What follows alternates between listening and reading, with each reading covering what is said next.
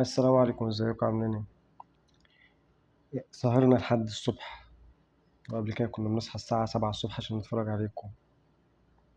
أنا اتفرجت على الأهلي في كل أوقات اليوم، من الساعة 12 بالليل للساعة 12 بالليل تاني يوم، في كل أوقات اليوم اتفرجت على الماتشات. مفيش ماتش ضيعته الأهلي. وفي الآخر يجي واحد زي محمد هاني النهاردة، ولا واحد زي محمد اشتغل خايف يمد ايده على الكورة. يا محمد شنو انت، الهدف الرابع ده دخل فيك ازاي؟ سيبك من الهدف التالت الهدف الرابع ده دخل فيك ازاي؟ انت بتجري على الكورة برجلك، الكورة متشاطة من بره ال 18، بتجري عليها برجلك. يا اخي اعمل تراي، اكدب علينا، اعمل تراي على الكوره وقول ان انا رحت على الكوره وما عرفتش اجيبها. وقفشه الكوره رايحه مرتده لينا، فاحمد زايد زيزو وقفشه الاتنين بيجروا. قفشه اقسم بالله بيقول لي زيزو اجري انت عليها. اقسم بالله المعلق، انا كنت بتفرج على ام سي اكشن، المعلق بيقول له قفشه انت لسه نازل. زيزو بيلعب من اول ماتش، انت لسه نازل.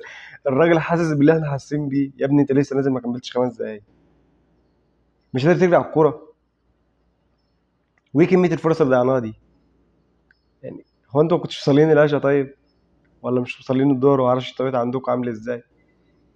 هو ايه بجد كمية الفرص اللي ضاعت دي؟ بص يا صاحبي، سيبك من سهرنا احنا وتعبنا ومرمطتنا واحنا عندنا شغل الصبح، ومحدش بيجي يحط يجيبنا اخر اليوم، وبنطلع ناخدها على ايدنا. بس الحمد لله. اتمنى من ادارة الكرة في الاهلي، يا عم سيبك منا احنا خالص، احنا الجمهور ملناش لازمة يا عم، والجمهور اللي كان مالي المدرج ده ملوش لازمة. يعني اقسم بالله ما في فرقة حضر لها جمهور بالشكل ده غير ريال مدريد.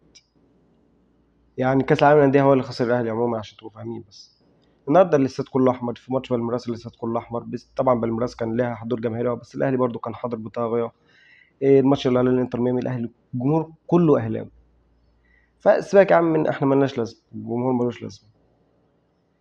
يا عم خاف على فلوسك، انت واحد دلوقتي بتستثمر فلوس، استثمرها صح. هات باك رايت محترم يهدد واحد زي هاني. مصطفى شوبير ده لازم تجبر المدرب انه يلعبه. الشناوي مش عشان بيجدد لك وعشان بيضحي، يا عم سيبه يمشي الخليج، ابوس ايدك سيبه يمشي الخليج. ما قعدوا ليه عندنا؟ شوبير يا اسطى، انت مشيت.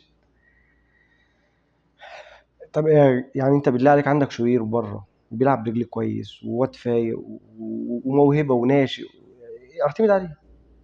خاف على فلوسك يا عم. يعني بص، مالكش دعوه بينا، سيبك منا احنا خلاص، الجمهور يولع الجمهور. خاف على فلوسك، استثمر فلوسك صح. ظبطت خط الهجوم وفشخت خط الدفاع،